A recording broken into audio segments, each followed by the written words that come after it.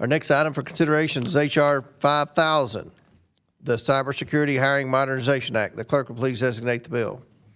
H.R. 5000, the Cybersecurity Hiring Modernization Act, a bill to amend Title V, United States Code, to limit the use of educational requirements or qualifications in evaluating candidates for certain cybersecurity positions in the competitive service and for other purposes. Without objection, the bill should be considered as read and open for amendment at any point. Without objection, so ordered. The chair recognizes himself to offer an amendment in the nature of substitute. The clerk please designate the amendment. An amendment in the nature of a substitute to H.R. 5000 is offered by Mr. Comer of Kentucky. Without objection, the amendment is considered as read. The substitute will be considered as original text for the purposes of further amendment.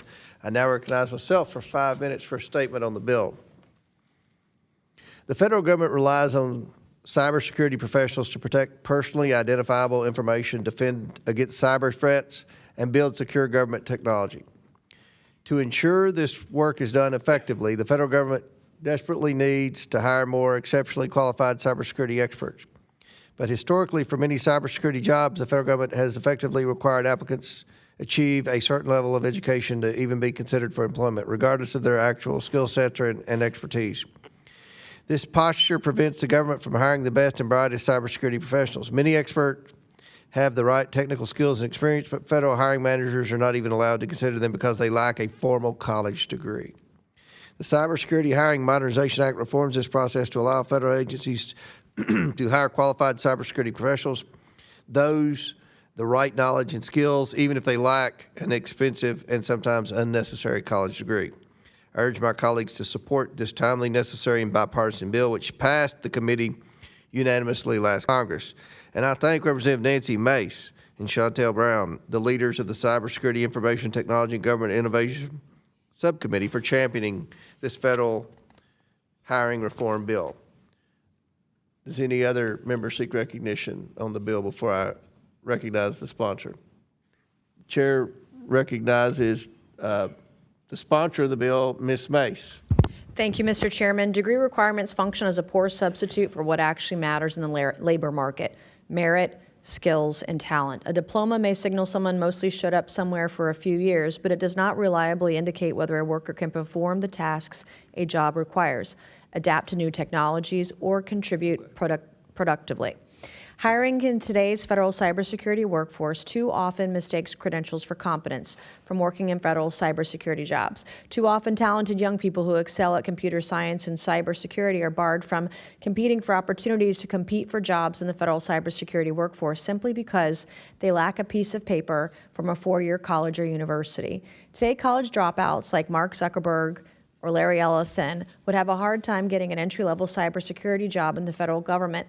Countless private companies have recognized unnecessary degree requirements, don't serve the employee or employer, and have begun to phase out or entirely do away with degree requirements for many positions.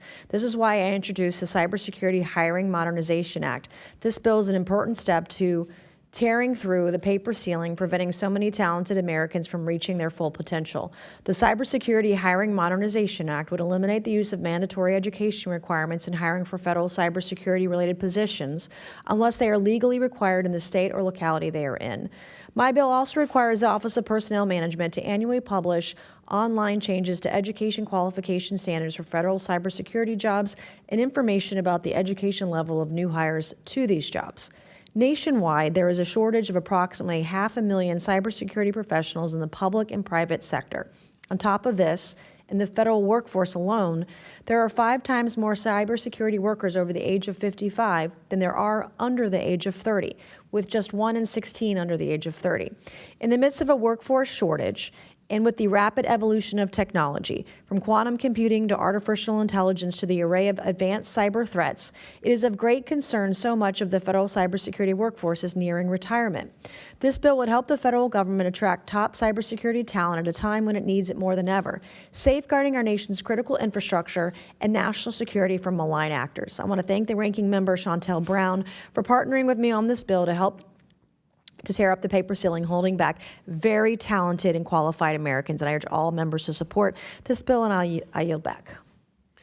The lady yields back. Chair recognizes the ranking member. Thank you, Mr. Chair. Oh, it's okay. It's okay. Oh, yeah. Oh, yeah. Who? You can go first. We'll recognize the co-sponsor. I will yield to the ranking member of the committee. I'm happy. I just want to look, Mr. Chairman. I just wanted to support the bill. I mean, this bill is really good, common sense. The bill is also something that actually makes the federal government more attractive, competitive. It's great, of course, for cybersecurity professionals and improves our nation's cybersecurity defenses. I want to thank Representative Brown and Representative Mace for their work on this bipartisan legislation, and happy to support it. I yield back. Gentleman yields back. Chair now recognizes the sponsor of the bill, the ranking member of the Cybersecurity Subcommittee, Ms. Brown. Thank you. My apologies again. Thank you, Mr. Chairman. Thank you, Ranking Member. I am proud to co-lead this important legislation with Chairwoman Mace. This common sense bill will help the federal government hire the talented people it needs to keep the nation's cybersecurity safe. This bill does not lower the qualifications, but instead recognizes educational experience is not one size fits all, and in a field like cybersecurity, real-world expertise is critical. This legislation lowers barriers to entry and opens the door for capable, diverse candidates to enter the cyber workforce. It will help level the playing field for veterans, community college graduates, career changers, and people who have had non-traditional educational pathways like myself and Representative Mace. I thank Representative Mace for her leadership on this, and I hope my colleagues will join me in supporting this legislation. And with that, I thank you and yield back. Delayly yields back. Any other members seek recognition? Seeing none, the question is now on the amendment, the nature of a substitute. All those in favor signify by saying aye. Aye. All those opposed say no. In the opinion share, the ayes having the amendment is agreed to. The question is now in favor of reporting H.R. 5000 as amended. All those in favor signify by saying aye. Aye. All those opposed say no. Mr. Chairman, before you ask, a recorded vote, please. A recorded vote is ordered by Ms. Mace from South Carolina. As previously announced, further proceedings on the question will be postponed. Our next item for consideration is H.R.